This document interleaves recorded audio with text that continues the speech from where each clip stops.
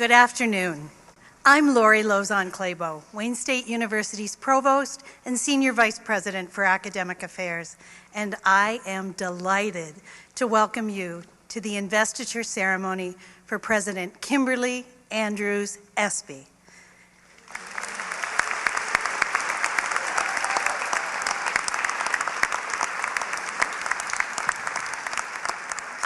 It's wonderful to see so many members of our Wayne State community, including students, faculty and staff, our University Leadership Council, alumni, and our Board of Governors, as well as members from our partner institutions, community and business collaborators, special guests, and government representatives. Thank you all for joining us for this historic occasion. Today, we enter a new era as the Board of Governors formally installs Dr. Espy as the 13th president of Wayne State University. Today, you will hear from leaders representing various parts of our community who will capture the importance of this moment to Wayne State, the city of Detroit, and the state of Michigan. Family members and individuals who've worked closely with President Espy will also bring greetings and reflections.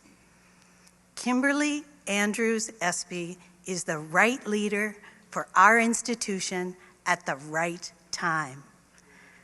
As we look forward, the unique tradition of investiture also provides us with an opportunity to celebrate our university and our proud history through several traditions that help remind us of our identity and our shared values.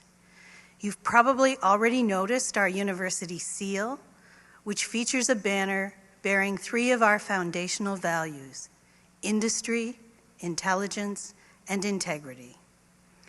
The ceremony also incorporates our academic mace, a symbolic scepter that protects and proclaims the ideals of harmony, truth, justice, and learning, all of which are vital components of our university culture. Upon conferral today, President Espy will receive the Wayne State University Medallion, which is engraved with the names of each of Wayne State's presidents emeriti. This medal reminds us that Dr. Espy will build on a long and distinguished legacy of past leaders. It's especially worth noting today that President Espy is the first woman to have her name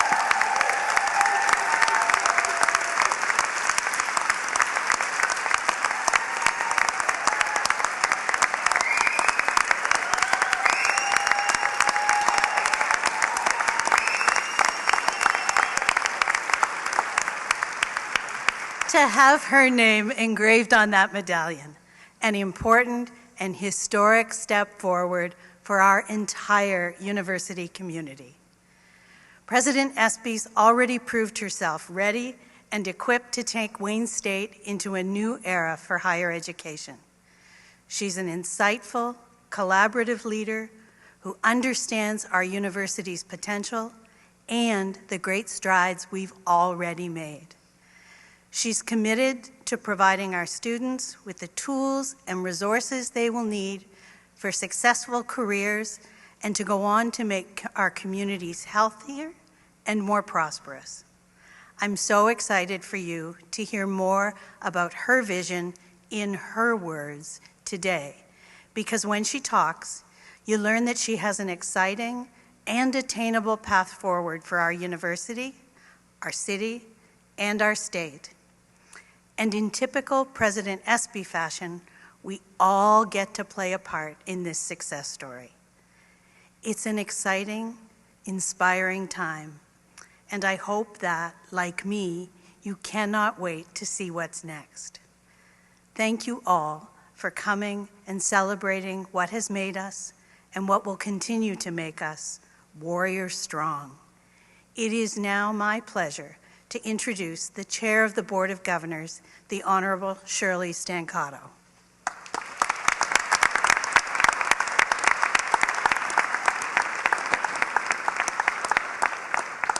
Good afternoon.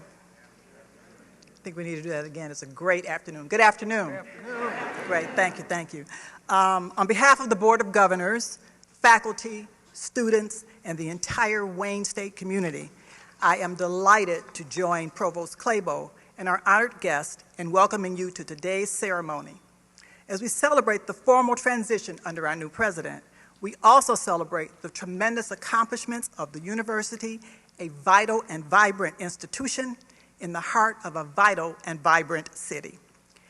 Joining me from the Board of Governors, when I call your name, will you please stand, are Governor Brian C. Barnhill II, Vice Chair, Governor Danielle Atkinson, Governor Michael Basuito, Governor Mark Gaffney, Governor Marilyn Kelly, and Governor Terry Lynn Land. Please join me in thanking. Please be seated. Please be seated. We also have 7 board members emeriti with us this afternoon. They are the Honorable Richard Bernstein. They're in the front row. Michael Einhauser, Elizabeth Hardy, Danielle Carmanis, Denise Lewis, Dana Thompson, and Kim Trent.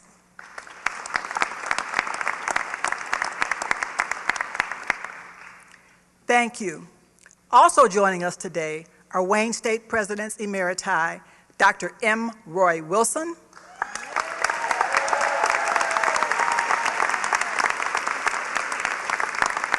and Dr. Irvin D. Reed.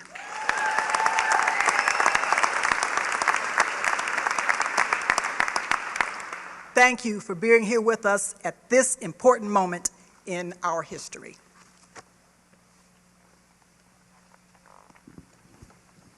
Now, it's my pleasure to introduce Shannon Dingle, Taylor Johnson King, and Jayla Beeks from the College of Fine, Performing, and Communication Arts to perform Lift Every Voice and Sing.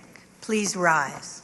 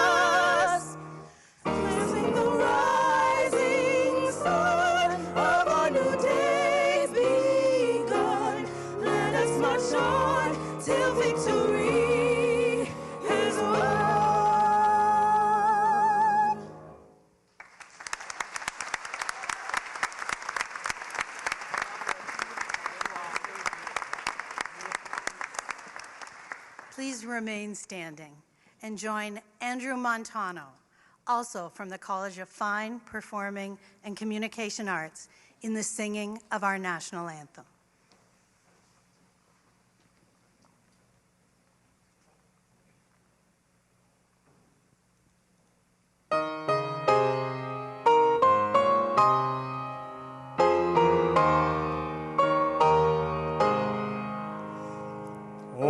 Say, can you see by the dawn's early light what so proudly we hailed at the twilight's last gleaming? Who whose broad stripes and bright stars through the perilous fight o'er the ramparts we watched were so gallantly streaming, and the rockets' red glare, the bombs bursting in air, gave proof through the night that our flag was still there. Oh, say does that star-spangled banner yet wave o'er the land of the free and the home of the brave?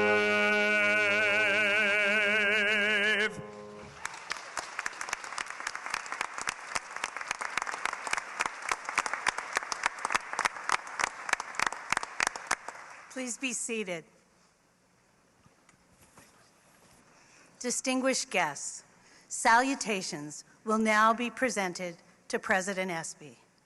It is my pleasure to introduce Dr. Paul Kaufman, spouse of President Espy, to bring greetings on behalf of the family.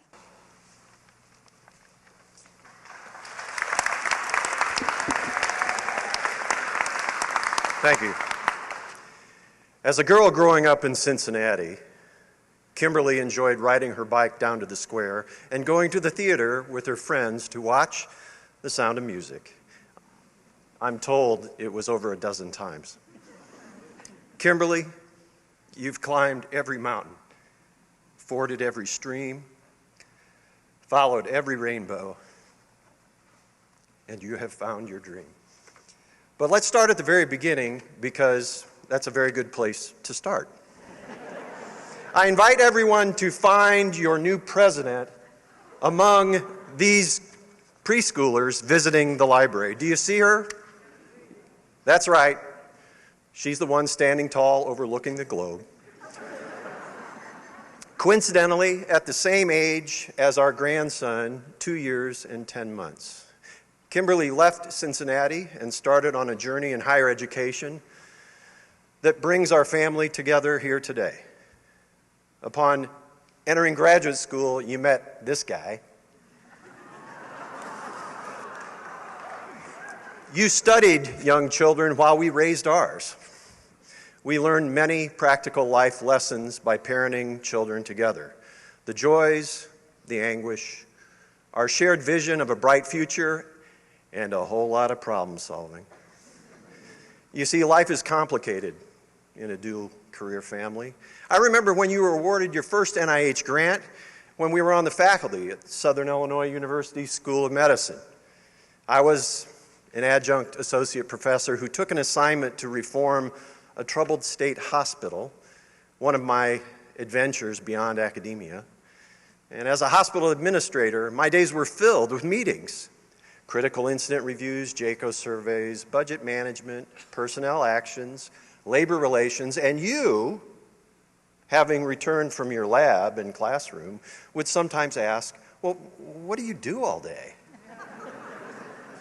After I told you, you would smirk and say, so just meetings? Do you ever actually do anything? Well, these days, when Kimberly and I return to our campus home, I ask about her day, and I sometimes say, so just meetings? Regarding these children we raised, let me introduce Seely, her spouse Jefferson, and their 2 sons who join us from Washington, D.C.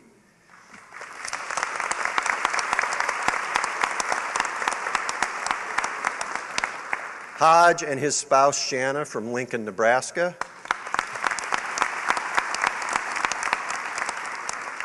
Dorsey is here from Tucson, and unfortunately her spouse Carlito could not be with us.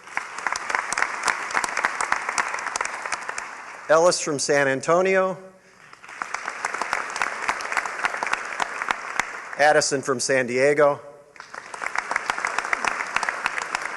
Mitchell from Seattle, and Parker from New York City.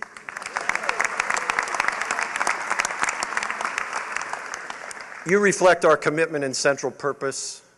We recognize each of you as our most meaningful contribution to our world. Thank you, and thanks to our extended family for joining us for this celebration. On behalf of all of us, and with great pride, I congratulate you, President Espy.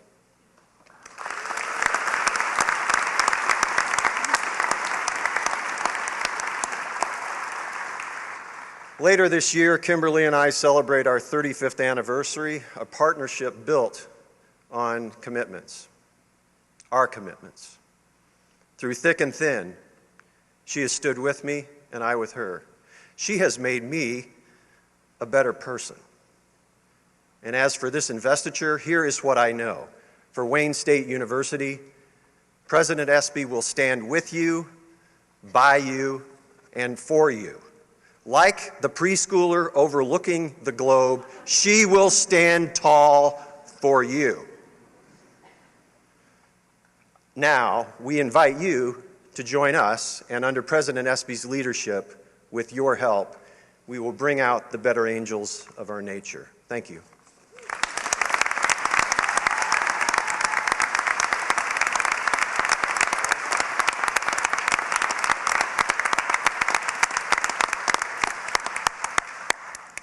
It is now my pleasure to introduce Dr. David Rosenberg, Chair of the Department of Psychiatry and Behavioral Neurosciences in the School of Medicine, to bring greetings on behalf of the faculty.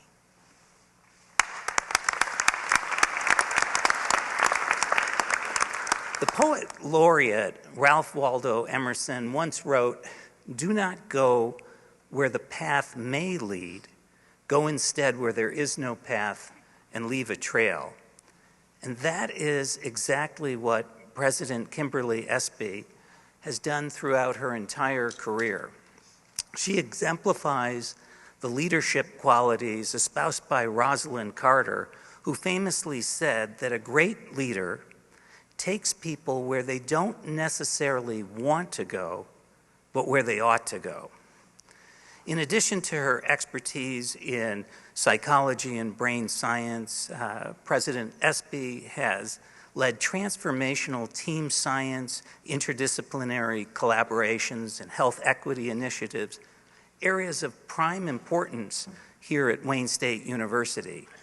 She has already recruited Dr. Obasi, a highly successful researcher who served as director and founder of the University of Houston's Research Institute, as our new vice president for research here at Wayne State University. So, President Espy, on behalf of the faculty, let me warmly and sincerely welcome you to Wayne State University, where we look forward to showing everyone under your leadership that Wayne State is where the action is.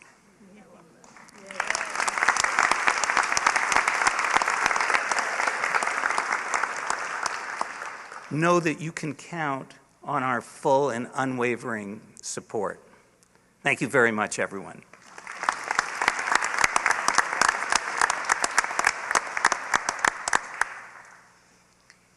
And now it is my pleasure to introduce Fatima Yaha from the class of 2023. Fatima was the student representative on the Presidential Search Committee to bring greetings on behalf of the students. Fatima.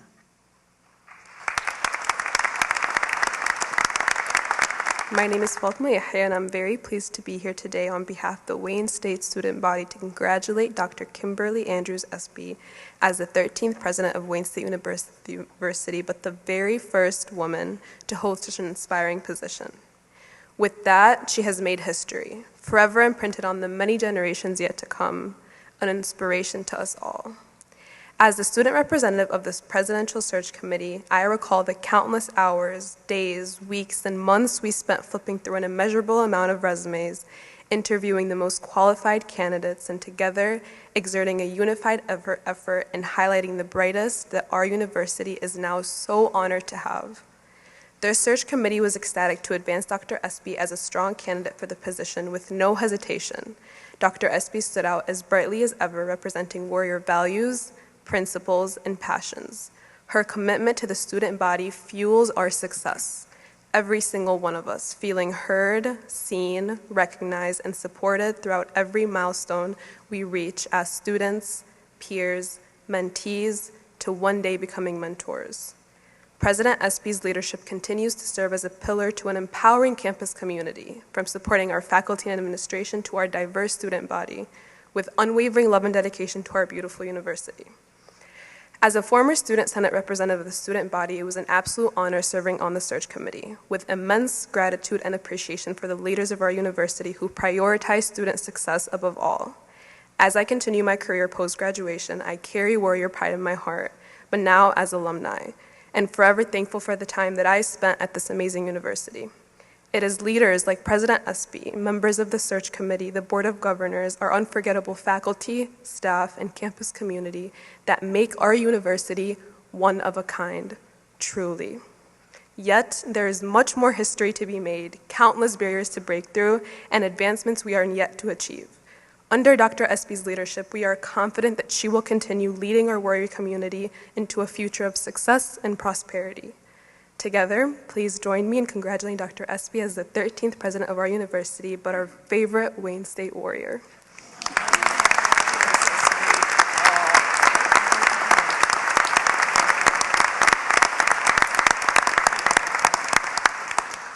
And now, it's my pleasure to introduce Gary Torgo, Chairman of Huntington National Bank, to bring greetings on behalf of the business community. Gary.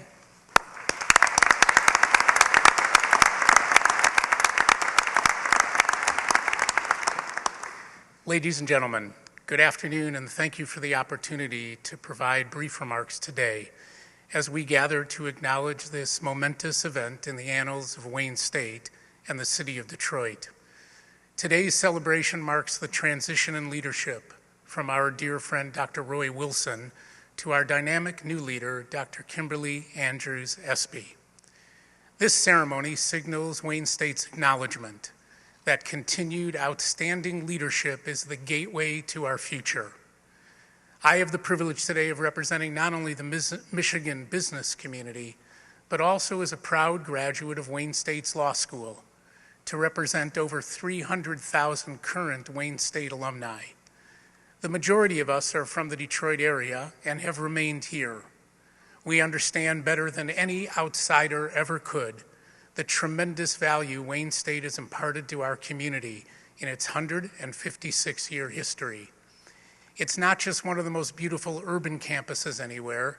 It's not just a world-class educational institution. It's an essential and integral part of the culture of our city. In the short time since President Espy has arrived to lead our university, she has made a remarkable impression on every constituency: students, faculty, alumni, supporters, and friends of Wayne State. Since her tenure began, she has attended or conducted hundreds of meetings, 2 or 3 of which I have been privileged to be a part of. Each interaction has been productive, uplifting, and optimistic. I have it on good authority that Dr. Espy is not only a world-class neuroscientist, actually, to be honest, it's the first I have ever met, but she is a gifted and brilliant leader for the times. As we all know, it takes just one leader, one great leader, to make all the difference. With an extensive and distinguished career in academia, coupled with unwavering passion for fostering social and economic advancement and diversity, Dr. Espy embodies the very essence of integrity, dedication, and innovation, which will be critical to the successful career she will surely enjoy at Wayne State. In our complicated times, education is not just about how we develop intellectually, but how we are able to make a difference in the world around us. Dr. Espy has, throughout her career, championed the maxim that education is where character is formed and values are lived. President Espy, we are all grateful for the confidence you inspire in the future of our university. We extend our very best wishes to you and your husband, Dr. Paul Kaufman, and we offer our hopes and prayers that this will be a career of great satisfaction for you and a truly successful and outstanding era for our beloved Wayne State. Congratulations.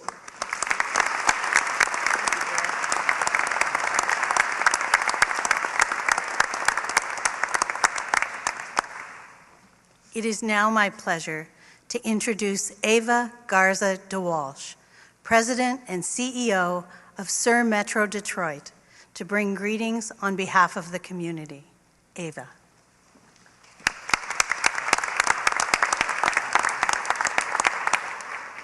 Good afternoon, and thank you to Wayne State's leadership and Board of Governors for including me in the selection and investiture of President Espy. Dr. Espy's appointment is historic.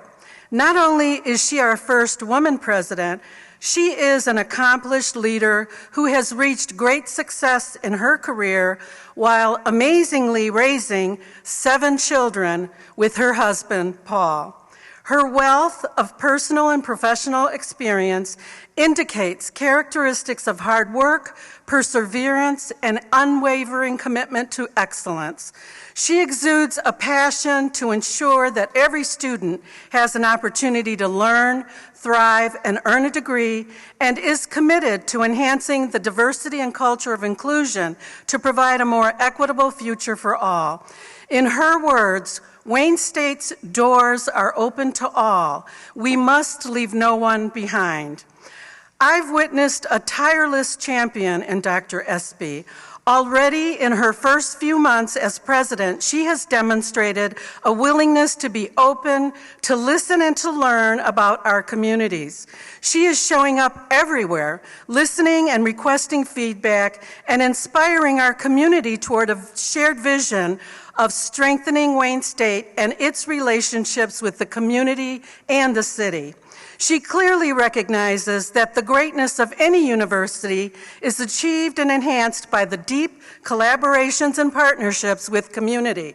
Such partnerships create solutions for ever-evolving needs and pressing challenges. Who can forget the extraordinary partnership Wayne State had with the MDHHS and Access during the historic pandemic? Wayne was at the forefront in addressing the urgent need to test and vaccinate people to save countless lives and to ensure a healthy community throughout the COVID crisis and beyond.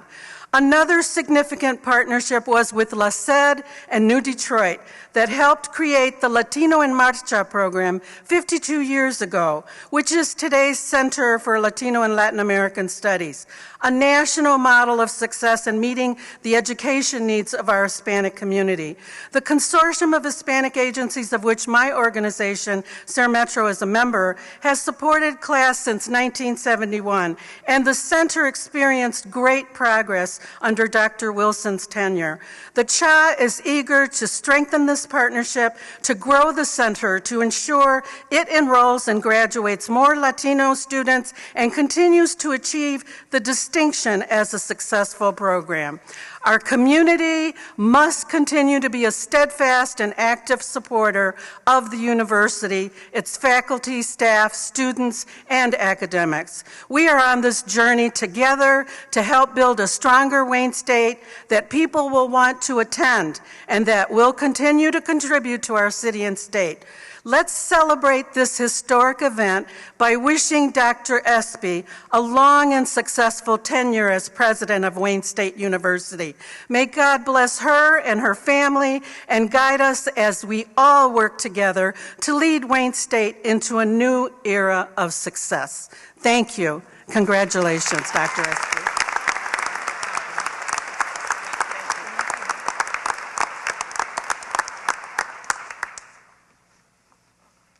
It is now my pleasure to introduce our mayor, the Honorable Mike Duggan, who brings greetings on behalf of the City of Detroit. Mayor Duggan. Well, good afternoon. I wanted to be here to congratulate Dr. Espy on this historic day for an historic institution. Many of you know Wayne State was founded by 5 returning Civil War veterans as the medical college in 1868, and for 150 years, Wayne State's history and Detroit's fortunes have been inextricably entwined. For better or for worse, we went up and down together. And that never hit me harder than when my daughter Carolyn was finishing high school and we went on college tours and we went to Chicago. And in one weekend, we visited Loyola, the University of Chicago, and DePaul, and listened to their pitch to prospective students. In the first 20 minutes of every pitch, they didn't say anything about their school. They talked about their city. They said, come to Chicago. Here's what there is for young people. Here's the culture. Here's the internships. Here's the career opportunities. Come here for school and stay for life. And I came home so depressed, right? Because we were at a time where we had a mayor who had resigned. The city was headed toward bankruptcy. Nobody was saying, come to Detroit for your future. But an interesting thing was happening. Wayne State was defying the trends. It started with Dr. Adamany and then Irv Reed. They started building dorms on campus and then started building off-campus housing, making it more than a commuter school, but a school where you could actually be part of the city. In 2004, Wayne State started Tech Town, and it helped you do startups after you graduated, saying you could be here. 2010, Wayne State partnered with DMC and Henry Ford and started something called Live Midtown, where they offered their employees $2,500 for their first year's rent if they moved into apartments in the Midtown area. And within 18 months, every apartment in Midtown was full. People think Detroit's recovery started downtown. It did not. Live Downtown started 2 years later. The recovery of Detroit started right here in Midtown, and Wayne State was a driving factor. And we will always appreciate what you've done.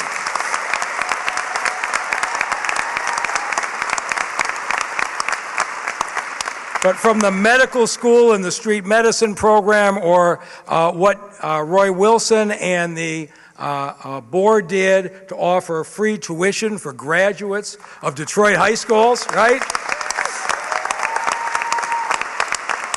I realize how much things have changed. Every summer, the city hires 40 or 50 interns from Detroit, from around the country, from HBCUs, and I talk to these young people, and several of them from Wayne State. And except I met Wayne State students from Detroit, I met them from outstate Michigan, I met them from Ohio, I met them from Illinois. And I said, what brings you to Wayne State? And they said, I want to be part of the future of Detroit, and Wayne State is a great school to do that. And I thought it's amazing how far we can come in 15 years. And now we have new leadership. And if you look at Dr. Espy's history at the University of Texas at San Antonio, she built a first-class research institution as provost, but she also emphasized the social and economic mobility of the students in the community. She had the same track record at the University of Arizona, and we are at this point where we need each other. And did you see her first initiative, right? College to Careers.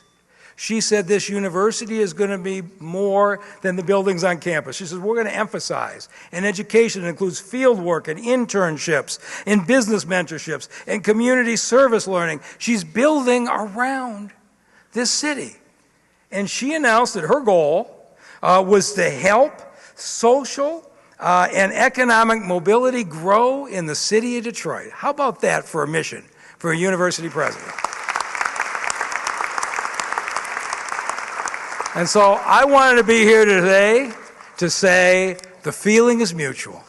That the 13 schools and universities, schools and colleges, and 24,000 students of Wayne State are the pride and joy of the city of Detroit.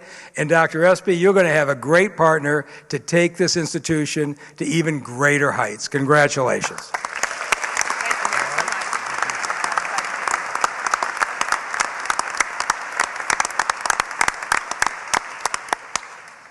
And now it is my pleasure to introduce the Honorable Warren Evans, Wayne County Executive, who will bring greetings on behalf of Wayne County.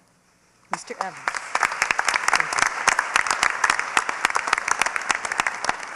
And greetings they are. It's really great to be here. If you're a sports fan like I am, you always die to go to the ESPYs.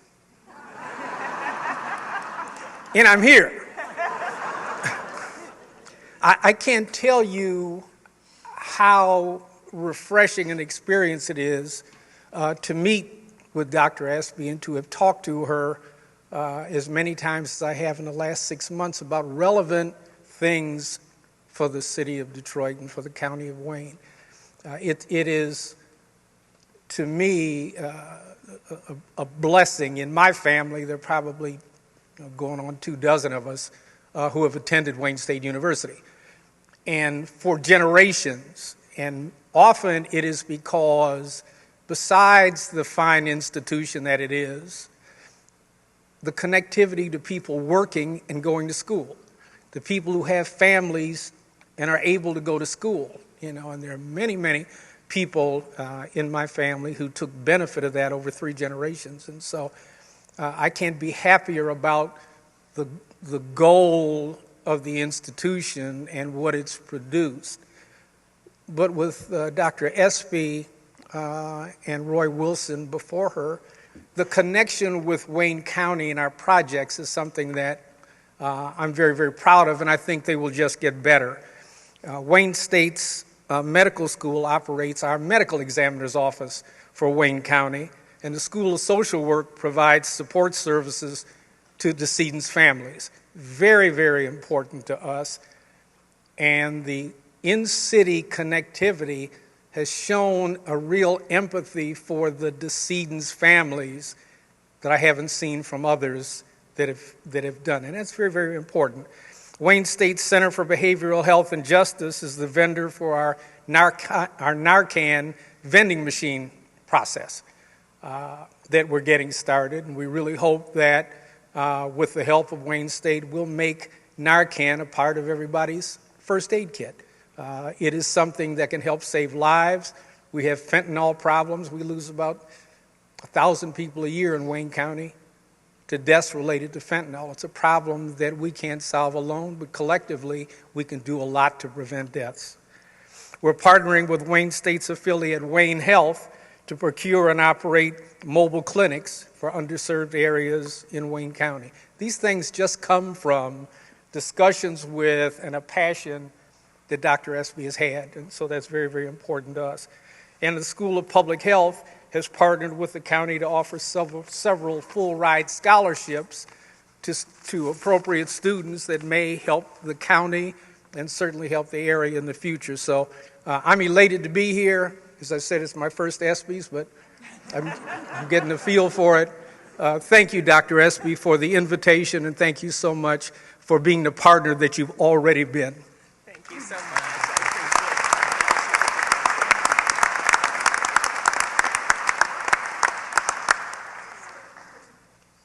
On behalf of the state of Michigan, we're honored to welcome the Lieutenant Governor, Garland Gilchrist II.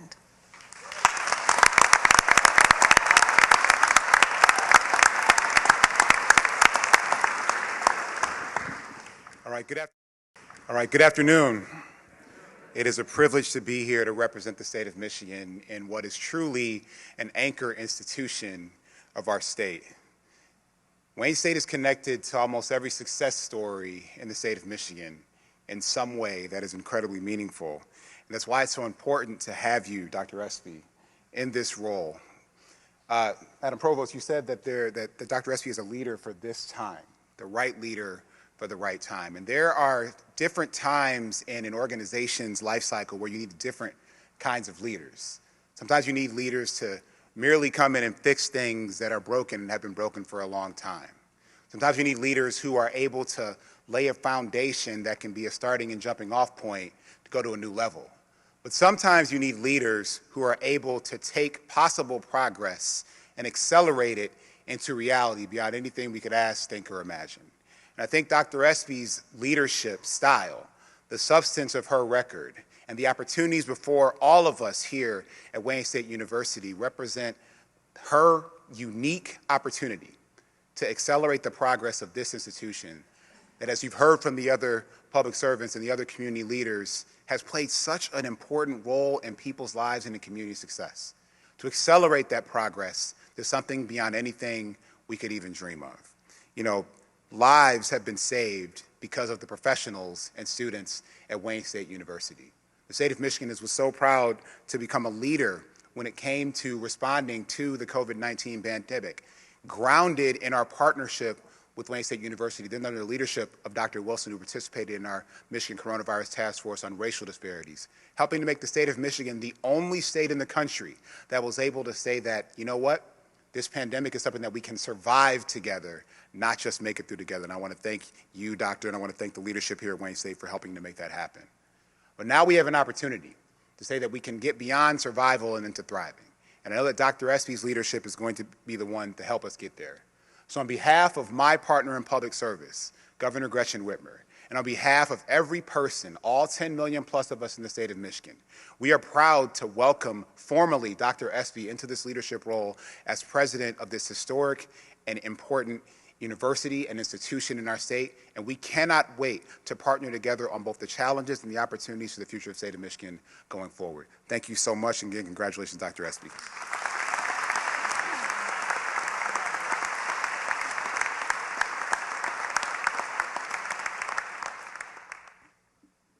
A slight height difference between the Lieutenant Governor and I. It's an honor for Wayne State University to welcome a distinguished speaker who will deliver remarks on the occasion of the investiture of our 13th president. Dr. Jerry Richmond is the Undersecretary for Science and Innovation at the U.S. Department of Energy and is also on leave from the University of Oregon, where she is the Presidential Chair in Science and Professor of Chemistry. Dr. Richmond.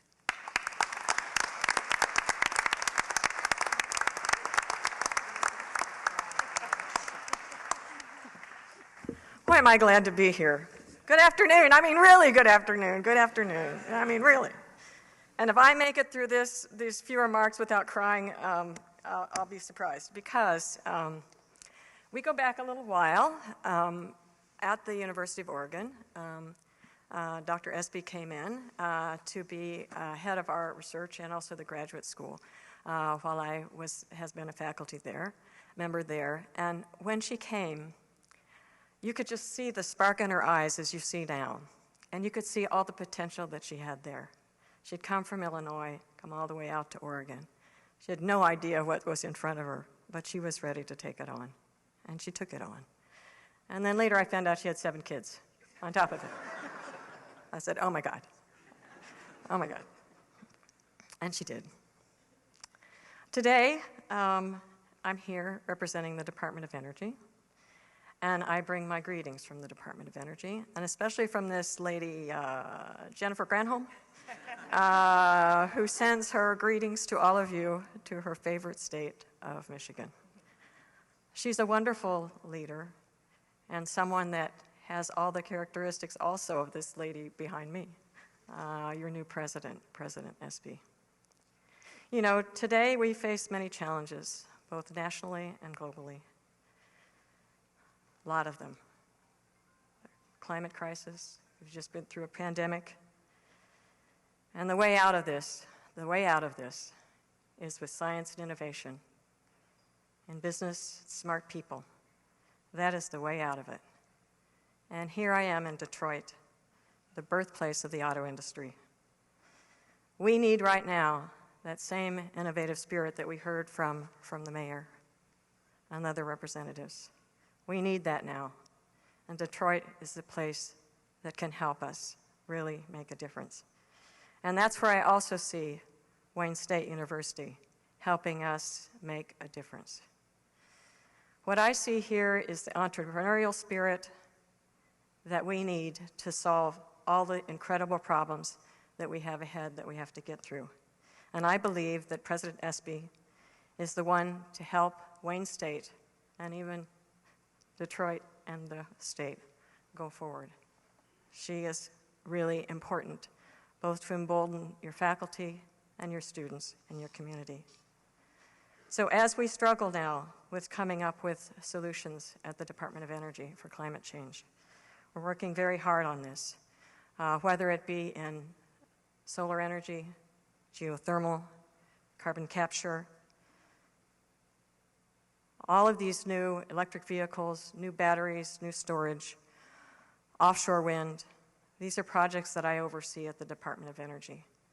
And we know in order to be successful in going to the President's goals, President Biden's goals of net zero emissions by 2050, to be totally electrified by 2035, we need all of that innovation.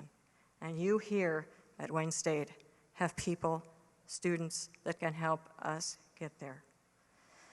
We need that workforce, desperately need that workforce to take everything from very fundamental research to the discovery, through the development, and through the deployment, which is what I oversee at the Department of Energy, as well as 14 of our 17 national laboratories. We feel an urgency. I hope you all feel an urgency to help, because that's what we need.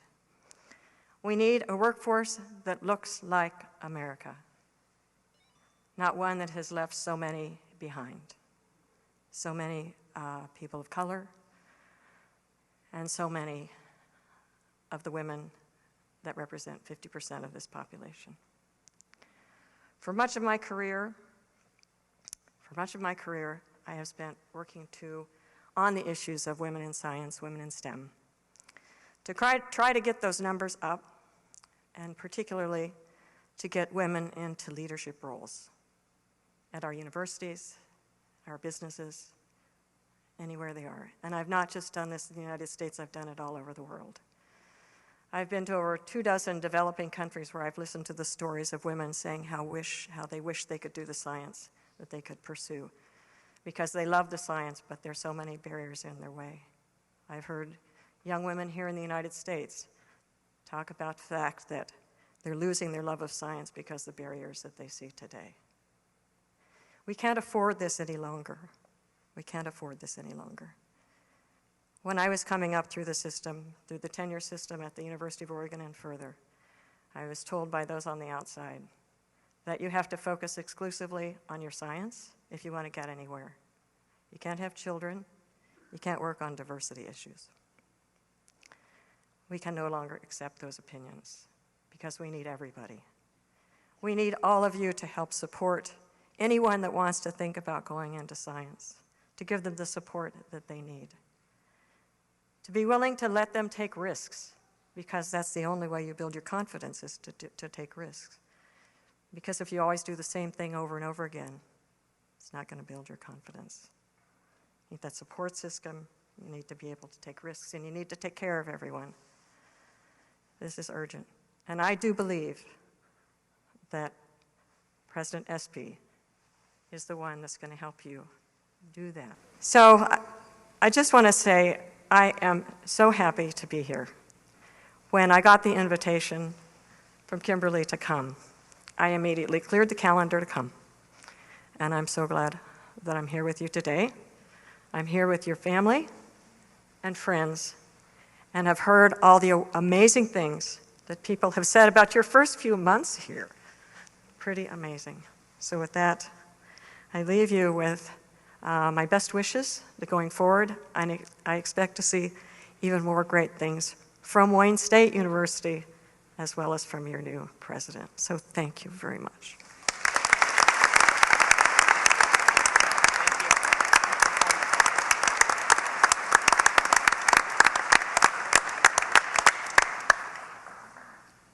It is now my pleasure to introduce Dr. David Francis from the University of Houston, where he is the Hugh Roy and Lily Krantz Cullen Distinguished University Chair in the Department of Psychology. Dr. Francis was President Espy's PhD advisor and will introduce her. The formal induction will follow Dr. Francis' introduction. Dr. Francis.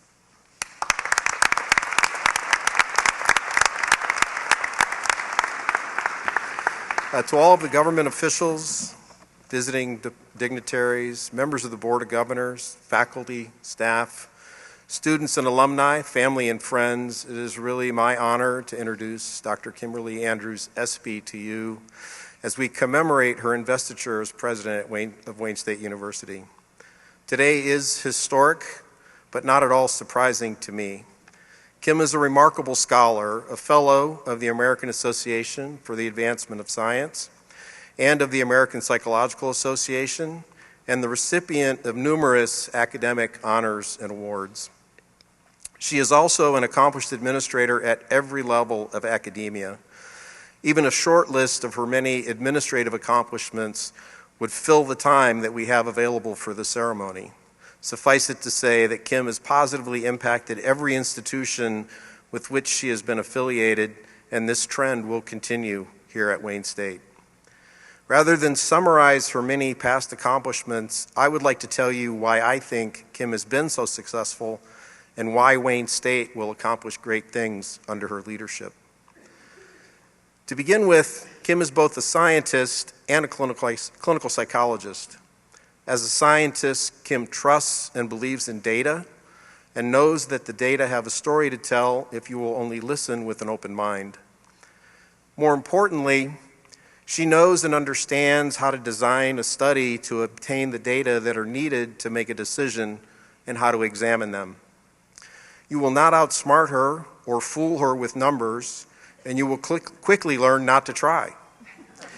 It will just slow down the process of getting to the truth, and time is too precious to waste.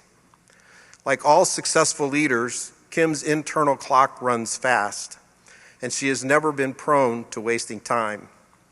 I have heard Kim describe herself as impatient, but I have always seen her as goal-oriented, determined, and focused. Feeling a sense of urgency to achieve a goal is not the same as being impatient. Now, her children may disagree with me, but secondly, Kim's training in psychology, neuroscience, and in statistics allows her to be comfortable interacting with scholars throughout the academy. That Kim is also an excellent clinician allows her to work with and respect people from all different walks of life, not just to scholars from different academic disciplines. This ability allows her to communicate even the worst information with understanding and empathy. At her core, Kim is an optimist. She believes in herself, her family, her friends, and her colleagues, and in the power of teamwork. Almost every significant accomplishment in academia is the result of teamwork. And Kim knows how to lead, how to manage, and how to serve as a member of a team. I have no doubt that Kim will set a bold vision for Wayne State, a vision that will be challenging but achievable with hard work, persistence, and committed teamwork. Ladies and gentlemen, please join me in welcoming to the podium your president, Dr. Kimberly Andrews Espy. Thank you.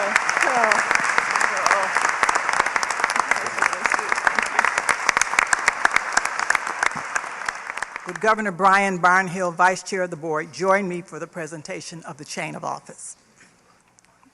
On June 30th, 2023, the Board of Governors of Wayne State University unanimously elected Kimberly Andrews Espy as the 13th president of Wayne State. Today, in recognition of long-standing academic tradition, we are gathered for the presidential investiture. The members of the Board of Governors have joined me here for the installation. At the direction of the Wayne State University Board of Governors and under the authority vested in that body by the Constitution and laws of the state of Michigan, we hereby install you, Kimberly Andrews Espy, as the 13th president of Wayne State University. Election to this office is a mark of our esteem and confidence, but with this honor comes a deep responsibility which authority implies. In recognition of this authority vested in you, the chain of office is a tangible reminder to you and to all of the power and responsibility of the office which you have assumed. It is to be worn by you on appropriate occasions of academic dignity and ceremony, and will be transferred to your successor and to theirs in perpetuity. Brian, you can put it on.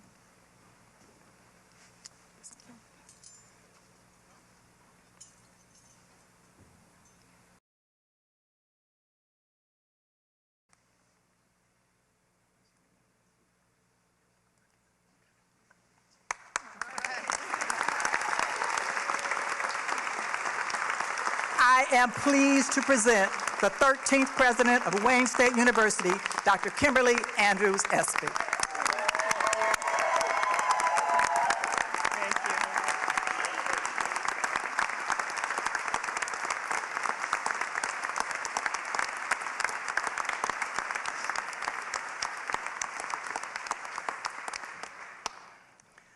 Wow. Thank you, Governors Stancato and Barnhill and the entire board who have entrusted me really with the presidency of this remarkable institution. I know the responsibility that comes with leadership is great, and I am keenly aware of the collaboration that will take for us to reach our shared goals. I also thank the members of our University Leadership Council for your partnership, all fundamental to the success of our university and the community. Please, everyone, join me too in recognizing my predecessors who are here today. President Emeritus M. Roy Wilson, who together with his wife Jacqueline have been so helpful to me and Paul in these early days. And President Emeritus Irvin D. Reed, who welcomed me with a thoughtful, old-school stamped letter that was filled with his characteristic wit and style. You are true, see, you know what I'm talking about. You are true warriors for what you've accomplished in leading Wayne State to our place of excellence today.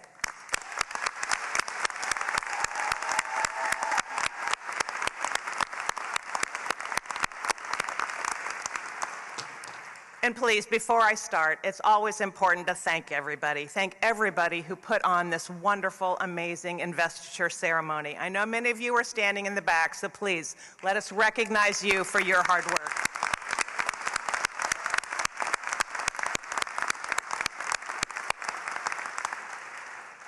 With David's kind introduction, I am honored and humbled to be here today in this truly iconic Detroit venue, where we stand together at the start of the next chapter for our university. We have the chance to do something we don't do often enough, to reflect on the essence that sets us apart. Wayne State is truly a special place, a dynamic force for Detroit and beyond, a nexus of learning and research, of access and community engagement that differentiates us in the higher education landscape. Now, higher education, though, is at a crossroads. On one hand, there isn't a week that goes by that some headline reflects a loss of faith in the value of higher education. And on the other, states and cities and counties underscore the value of a college degree in driving a robust 21st century economy. From our vantage point, it may seem somewhat puzzling of how places of higher learning that have served so many and benefited our society so much would be under such scrutiny. If we listen to these voices and distill the critiques, there are some nuggets of truth from which we can learn. There are talented students who can't gain admission. There are families who desire higher education and cannot afford it. There are universities that espouse inclusion, where students do not feel like they belong or can succeed. And there is important scholarly research that languishes in our laboratories or on our shelves, not translated into new approaches that could benefit us all. As universities grapple with these critiques in my mind, Wayne State provides the answer. We stand steadfast as a place of innovation and transformation and connection. For our students, we provide access to an unparalleled learning environment for all. For our remarkable faculty and staff, we provide support for first-class teaching, world-changing scholarly research, and impactful leadership. And for our community, we are Detroit-powered, deeply engaged to serve others. I always say that Wayne State is in the heart of our community, we work for our community, and we do so with our community. Wayne State answers the question of the value of higher education, both for our local impact on our community and for our national influence and global import. There are few universities who provide such a compelling answer. That's why I'm so thrilled to be here at Wayne State, here in the Motor City, and that's why I chose higher education as my purpose. What we do at its heart is transformation.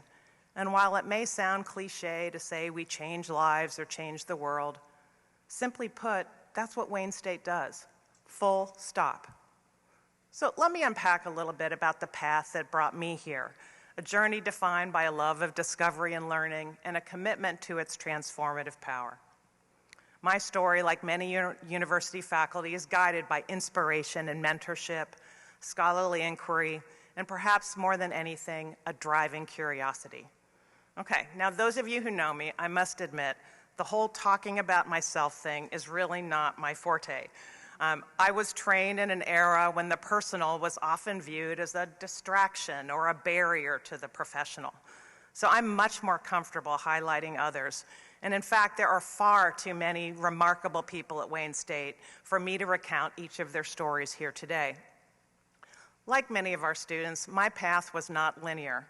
I was fortunate to have outstanding faculty mentors like David Francis, and incredible faculty colleagues like Jerry Richmond, and study section peers like David Rosenberg, and many others who have challenged and nudged and inspired me, including someone who is really only alive in my mind, someone probably a little unexpected, Nancy Drew.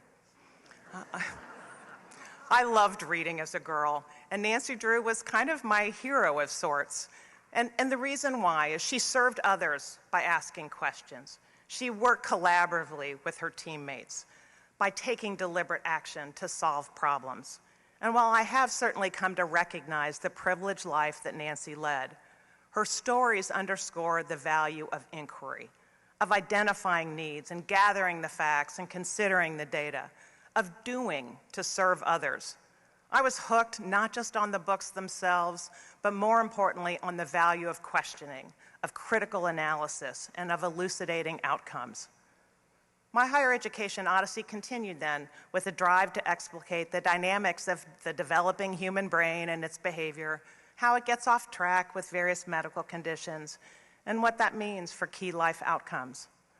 The journey to uncover these complexities fueled my commitment to nurturing the student minds that shape our future and to advancing public research universities that spur their transformation. Like Nancy Drew and like our Wayne State faculty and staff, we devote our lives to understanding and answering complex questions so that others can thrive. Now, here in Detroit, standing before you as the first woman president in the distinguished history of our university, and as a female clinician scientist who relished in learning and discovery, I am so proud to knit my journey with Wayne State's path forward. Each of us has our own story, and yet we share a drive for opportunity and for hard work and dedication. Here in Detroit and in the Midwest, we would call that grit. Now, together, let's compose. We can actually compose Wayne State's next chapter. So after months of reading and listening and engaging with our faculty and students and staff, our alumni, our community leaders, and so many university friends, I see a cornerstone for our collective aspirations, an agenda really to drive prosperity for our community. Now, this agenda is not a set of goals or ideas that live on paper. Rather, it's a living promise, a commitment to action for all who serve, for all who Wayne State touches, A focused purpose for our collaborative work to further a prosperous future for our students, for our graduates, and for our community. The Prosperity Agenda is not a new strategic plan. Our moment in time ably serves that function, nor is it a new tagline or a brand campaign, although I do hope it's both memorable and inspiring to our efforts ahead. Think of the Prosperity Agenda as an organizing framework that bridges directly to our community, supporting our progress towards achieving our strategic plan goals, as directed actions to fulfill our shared promise to better the lives of our students, to support our faculty in pushing the boundaries of new knowledge even further, and to strengthen the bonds that interconnect Wayne State and our community. If the strategic plan is our compass, the Prosperity Agenda is our purpose that propels our work forward each and every day. Now, when I think about this, there are three pillars that comprise our Prosperity Agenda. The first is centered on our students, accelerating mobility. It deepens our purpose as a university of opportunity, fundamental to the generations since our founding and reflected in so many in this room. I must say, here in Detroit, we know what mobility is. Mobility takes you to a different place than where you started. With a Wayne State degree, mobility means generational change. an education that changes the life trajectory of our students and spawns a legacy of future impact and benefit for generations to come. With unity and purpose and actions, we can lift this legacy to even greater heights, accelerating mobility for every student from all backgrounds to achieve their life dreams. While many talk about mobility, few universities move mobility at scale like we do at Wayne State. The renowned public policy think tank Third Way ranked Wayne State as a Tier 1 institution in its 2023 Economic Mobility Index, the only Michigan research institution to achieve this mark. Now, how do we do this? How do we lead? I know, it's awesome.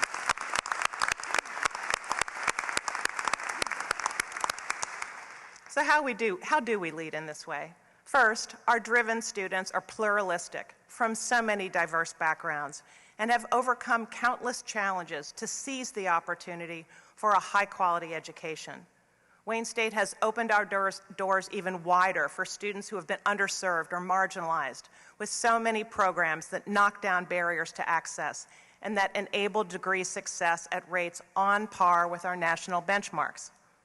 Second, our top-tier faculty, Carnegie R1 faculty, are second to none.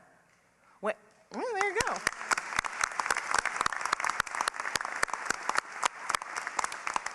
Our Wayne State students are taught by notable faculty who are on the cutting edge of scholarly discovery. Faculty who also use innovative, engaging methods in their teaching that connect to Detroit's rich resources, who bring the context of business, nonprofits, government, and healthcare directly into the academic environment in tangible ways that enables true assimilation.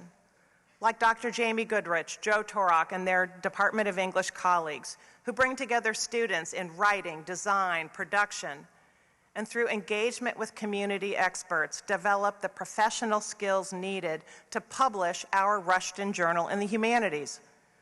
Guided by our faculty like these, Wayne State students apply their strong classroom didactics in real-world contexts and develop marketable competencies, creative thinking, empirical analysis, teamwork, effective communication, which prepare them for thriving careers and meaningful lives. I know, though, we can do even more for our students. Together, we can be the best top-tier research university for mobility, the absolute best.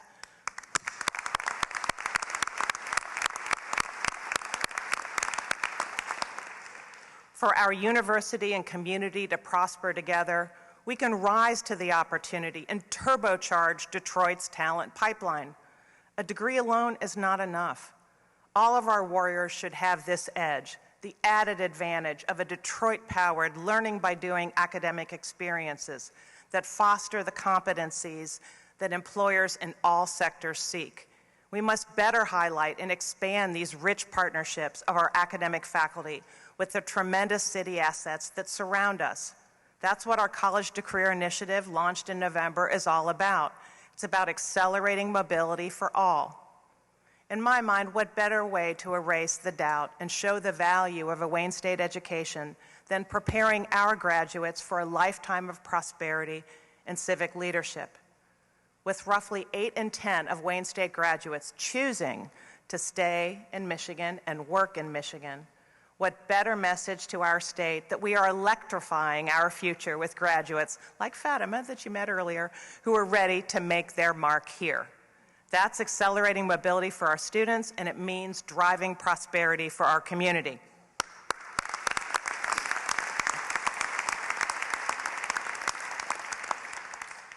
The second pillar of our prosperity agenda affirms our commitment to empower health for our urban neighborhoods.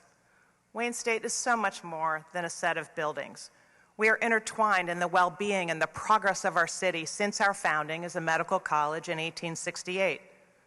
Today, in some ways, Wayne State is Michigan's Health and Sciences and Professions University, with roughly 1/3 of our students studying in health-related programs. Our responsibility, though, extends well beyond our academics. As a top-tier public research university in the heart of our vibrant city, we must confront the real health challenges of our urban families who we live next to and work with every day. Now, what distinguishes Wayne State? You know that we teach and work and deliver care in every one of our major healthcare systems in our region. But we also do so in churches and recreation centers and grocery stores and other hubs throughout our community to tackle diseases overwhelmingly overrepresented in our neighborhoods. Take Dr. Haley Thompson's community-built checkup program, an effort in our Karmanos Cancer Institute with McLaren Healthcare. Joining with 16 active church partners in the Faith Community Research Network, Checkup is empowering Detroit's community members to actively participate in the research, design, and implementation, to access clinical trials and other health research, and to share findings with each other. Or Phil Levy and team, who in contrast use population-level surveillance methods in their Wayne Health mobile unit. These equipped vans are dispersed to meet folks where they gather to deliver life-saving preventative screenings. With over 90,000 visits to date and the help of big data clinical informatics, the average blood pressure of entire neighborhoods has been reduced. What a phenomenal impact of these two very different and yet complementary programs. These are just a few among the thousands of examples day in and day out that empower health in our urban neighborhoods, all grounded in the rigorous research inquiry that defines top-tier research universities. There are very few universities that put research into action like Wayne State does, not just for the sake of knowledge, but for the purpose of driving prosperity for our community. Now, there remains, however, so much unmet need in Metro Detroit and in so many other urban centers throughout Michigan. These health disparities are stubborn because they're so entrenched, and the dents we have made can seem small in comparison. Our opportunity, our responsibility really, is to put our foot on the gas and move more research further into action. In my own research with infants and their mothers who use drugs during pregnancy, I met families in their homes. I learned their stories and engaged them directly in the research and treatment process and improved outcomes. I worked to move the research insights gained from these women into action to change the trajectory of the lives of others for the better. This is a microcosm of what we can and should do. With collective action, Wayne State can rise to our responsibility to our urban neighborhoods. Our university-wide planning effort to establish a community-focused School of Public Health is one important initiative that's already underway. I know that by unleashing our outstanding faculty and collaborating with our many valued partners, we can tackle these unacceptable health inequities. What better way to demonstrate our value than using our R1 Research University prowess to empower health for our urban neighborhoods today and long into the future? Now, some people will say higher education is out of touch. But, you know, to me, Wayne State is very much in touch, and as Nancy would say, on the case. Now, finally, let's embrace the third pillar, fueling innovation for our competitiveness. Such a fitting purpose in a city that has defined invention for the past century. In an ever-evolving world, and particularly in our region, the motor of progress is the spirit of creation. Wayne State can nourish this spirit by fostering an environment where ideas bear fruit, where entrepreneurship flourishes, and where our region thrives as an innovation hub for 21st century commerce. The next generation will have their turn to lead, and it's our duty to equip them with the tools and, as importantly, the creative spirit of innovation that they will need. These leaders have and will come from Wayne State.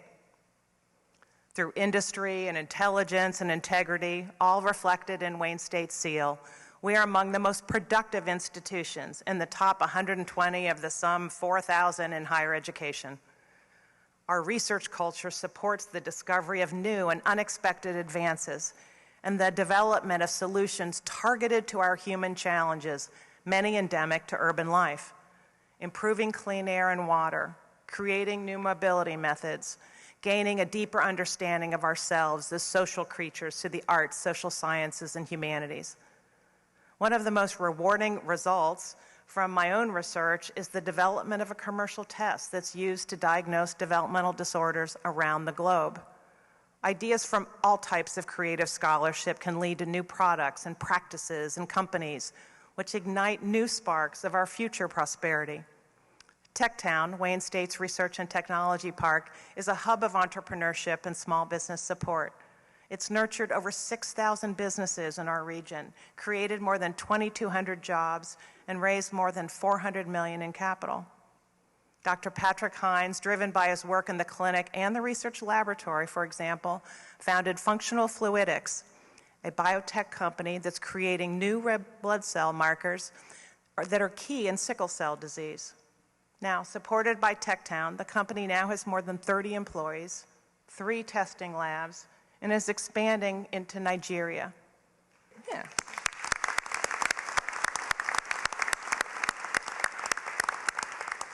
It all started with a person, a Wayne State faculty member with a great idea, which then buttressed with TechTown's programs now helps people all over the world.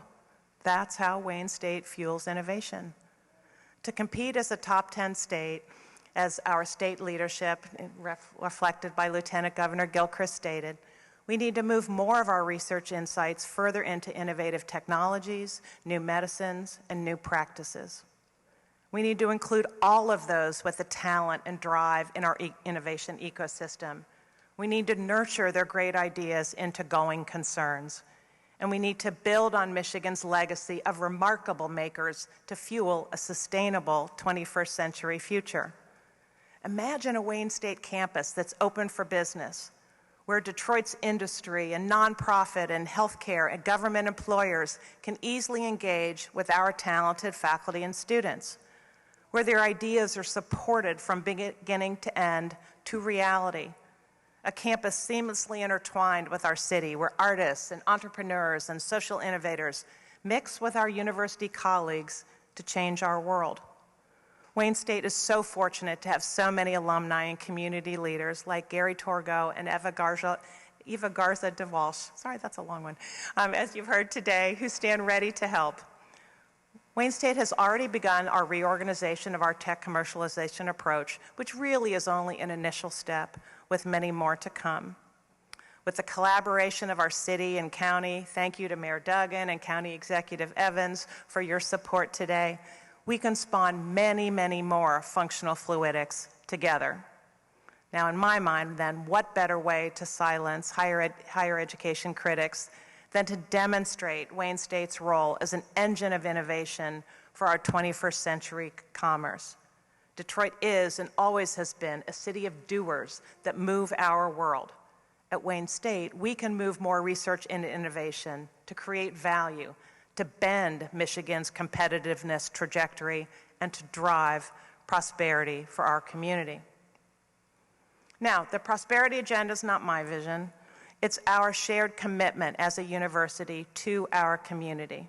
It's a call to action for each one of us, our students, faculty and staff, alumni and friends, to stand shoulder to shoulder with unprecedented purpose and enthusiasm to further Wayne State as an engine of opportunity to drive prosperity for all. Now, how do we accomplish this? My answer is simple. We can rise to this opportunity because of our notable faculty, of our remarkable students, and our dedicated staff, who are leaders and pathfinders and innovators who inspire us every day. When we unite, there is nothing we can't accomplish. Wayne State truly transforms lives, and we need to invest in ourselves and our purpose. We can lift up this treasured university by telling our story, and all of us should do so with pride and with confidence and with volume. No more of the hidden gem. That's my one motto.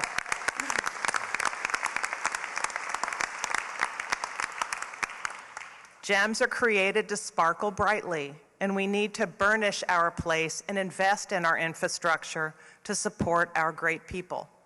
We owe it to ourselves, our community, our history, and our future to create an environment that is both beautiful and welcoming externally and effective internally. Let's work to have Wayne State shine for the world to see. Now, the excitement that I have to lead this university is immense, and I can rise to this opportunity because of my family. My children have traveled from every corner of the United States to be here, and you make me smile and laugh every day. You're my true joy. Now I'm going to get all weepy. So I'm so proud of each of the unique individuals that you've become. Nothing would be possible, though, without my spouse, Paul. He is my partner and has been at my side in every triumph and every turbulence, and there have been a few, and everything in between, all while you pursued your own work. You bring out the best in me, and you are my greatest fan. It's my family's love and support.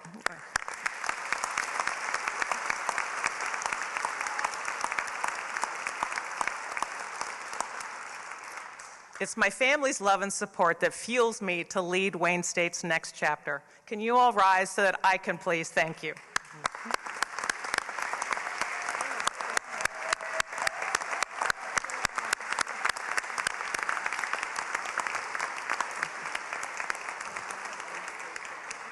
I know it hasn't always been easy, but you do mean more to me than I sometimes show.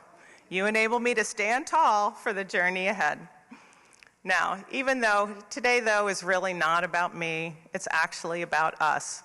It's about every single person who has made a mark on this special place, both past, present, and future.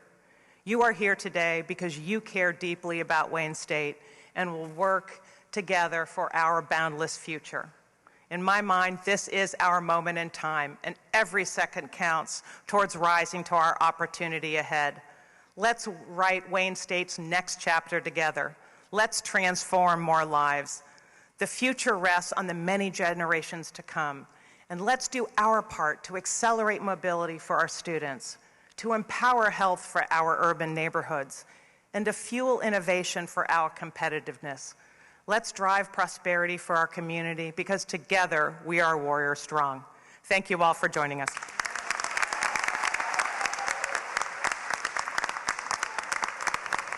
Distinguished guests, please welcome back Shannon, Taylor, and Jayla as they present a musical number that is uniquely Detroit.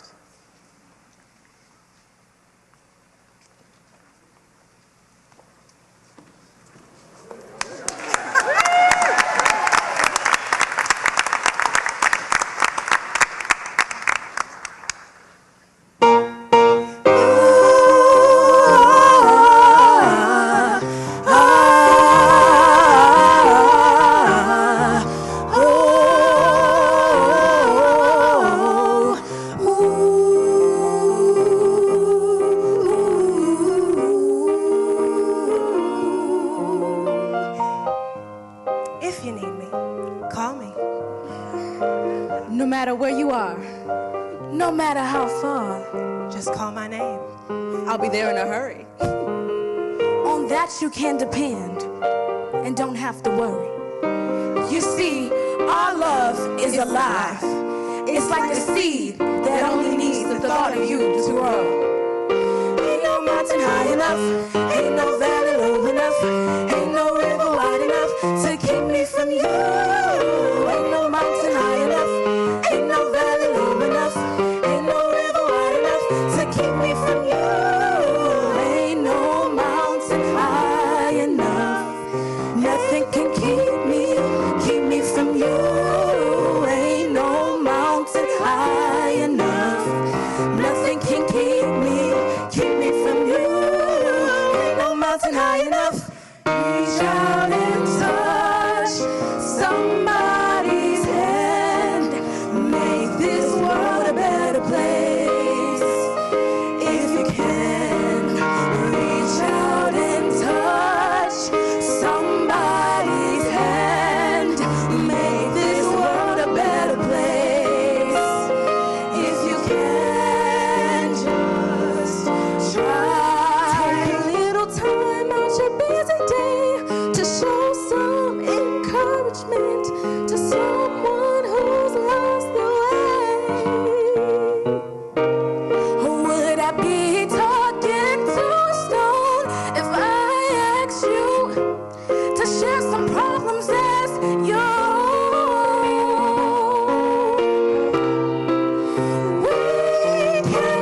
change things if we start giving.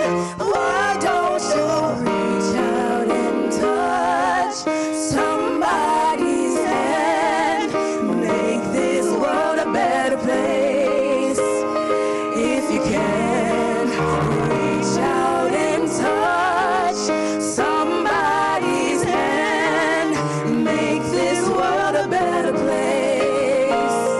If you can, just try. If you see an old friend on the street and a doubt, remember the shoes can fit on your feet. Try a little kindness, you'll see it's something that comes very naturally. We can change things if we start giving. Why don't you reach out and touch somebody's hand? Reach out and touch somebody's hand. Make this world a better place. If you can, reach out and touch somebody's hand. Make this world a better place. If you can.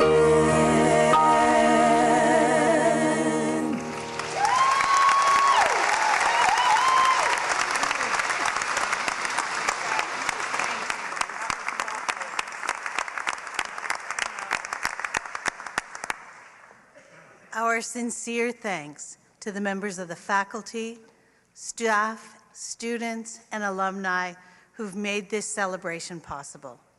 And special thanks to the Wayne State University students who shared their musical talents with us today. As we conclude the celebration, we invite you to join us for a reception in the beautiful Great Hall. Will members of the platform party please rise? Members of the audience, please remain seated for the academic recessional, which will bring this investiture ceremony to a close.